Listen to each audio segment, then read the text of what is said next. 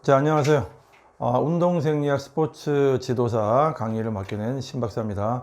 자, 지금부터 이제 여러분 이거 우리 스포츠 지도사 과목 중에서 어찌 보면 가장 필수적으로 우리가 학습을 해야 되는 과목 중에 하나입니다.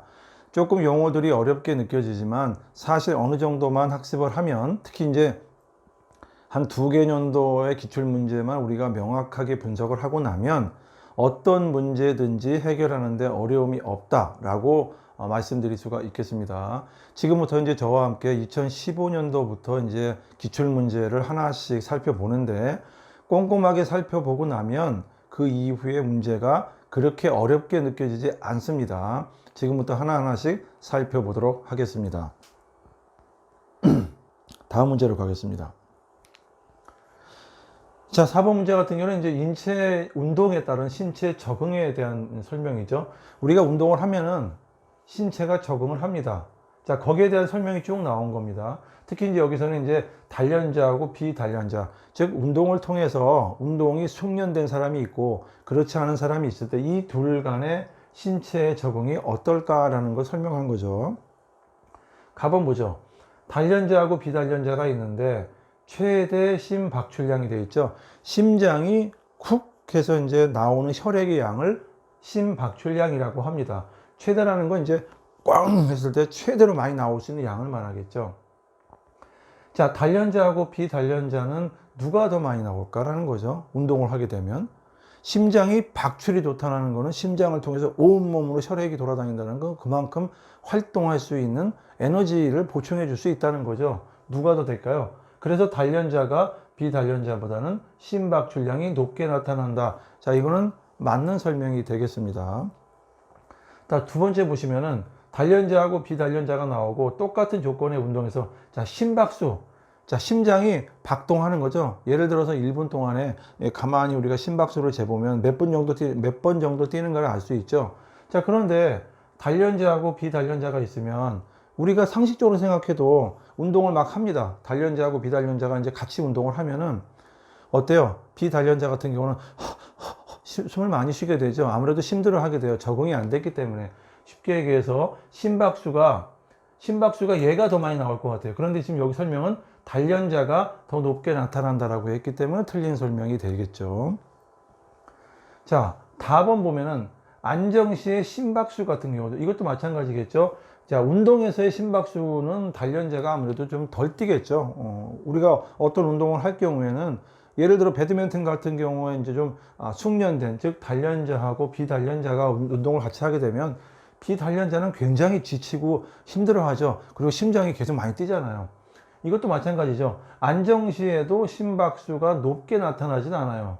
오히려 비단련자가 더 높게 나타날 수가 있죠.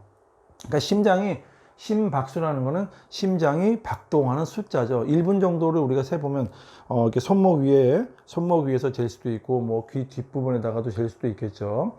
일반적으로 이제 심장이 박동하는 수가 단련자들이 훨씬 더 안정적으로 보이고 있죠. 이건 이제 우리가 깊게 생각하지 않아도 충분히 상상할 수 있는 겁니다.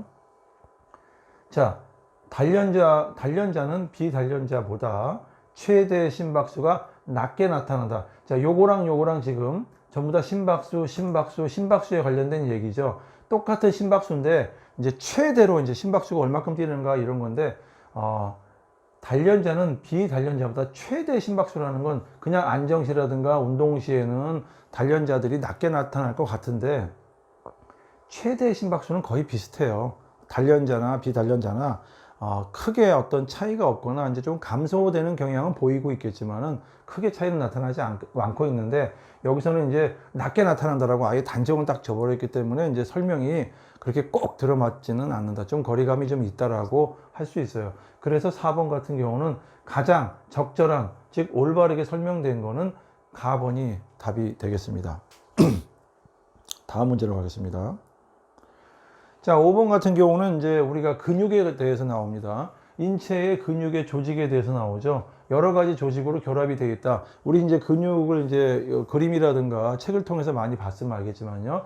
근육의 구조를 올바르게 나열한 것은, 그럼 이제 근육 같은 경우에는 가장 큰 부분이 있고 가장 작은 부분이 있겠죠. 근육은. 근데 작은 부분, 큰 부분을 이제 순서대로 이렇게 요런 표시를 한 거죠. 요런 표시. 가장 큰 거는 이제 우리가 이렇게 이야기할 수 있죠. 다발. 여기는 뭐 근섬유, 근원섬유, 필라멘트, 근다발 돼 있는데 아무래도 이렇게 여러 가지가 뭉쳐 있는 건 다발이라고 하죠. 그러니까 다발이 제일 크겠죠. 그 다음에 근섬유가 돼 있고 근원섬유. 근섬유보다는 근원. 원이 조금 더 작아지는 거고 필라멘트라는 거는 미세하다는 얘기예요. 필라멘트. 미세한 섬유를 얘기하는 거기 때문에 필라멘트에도 몇 가지 종류가 있어요. 뭐 약간 좀 얇게 느껴지는 액틴이라는 것도 있고, 그 다음에 조금 더 굵게 느껴지는 미오신이라는 것도 있어요. 이제 크기에 따라서 나오는 건데, 이거는 이제 미세한 섬유를 나타내고 있다. 이건 이제 덩어리로 있다가 원래는 이게 이제 가장 기본이 되겠죠. 근섬유가. 근데 요거보다 근원 조금 더 작게 들어가고 아주 미세한 섬유가 필라멘트라고 하는데, 필라멘트도 몇 가지가 나눠져 있지만 여기서는 근육의 구조를 이렇게 소위 말하는 크기별로 이렇게 나누는 건 어떤 것이냐라고 해서 비교적 어렵지 않게 풀 수 있는 문제였습니다. 나중에는 이제 요 이후에 요거보다도 조금 더 들어가면 필라멘트에 대해서 이제 종류가 몇 가지 있겠죠. 굵은 게 있고 조금 더 좀 얇은 게 있고 이런 것들은 어떤 것이 있느냐 이런 문제가 출제가 될 수도 있습니다. 자, 여기서는 그래서 이제 5번은 라번으로 우리가 가져가면 쉽게 문제를 풀 수 있었습니다. 자, 6번 같은 경우는 이제 신경계에 관련된 문제가 나왔네요. 뉴런 같은 경우는 이제 신경계의 가장 기본적인 단위가 되겠죠. 거기에서 신경계의 기능적 단위다라고 되어 있습니다. 그리고 해부학적으로는 세포체, 수상돌기, 세 가지의 기본 용역으로 구성된다. 그 가로 안에 가장 알맞는 단어가 뭐냐라고 되어 있죠. 핵, 축사, 미토콘드리아, 골지체가 되어 있는데 우리가 이제 그 뉴런이라고 하는 거는 이제 신경 하나의 세포입니다. 하나의 세포인데 하나의 세포가 또 다른 세포로 계속적으로 이제 전기적인 신호를 이제 보내서 가는 거죠. 그거를 하나의 단위를 이제 뉴런이라고 되어 있는데 뉴런이 어떻게 생겼느냐? 자, 우리가 이제 손바닥을 이렇게 쭉 보면 이렇게 가운데에 큰 부분이 있죠.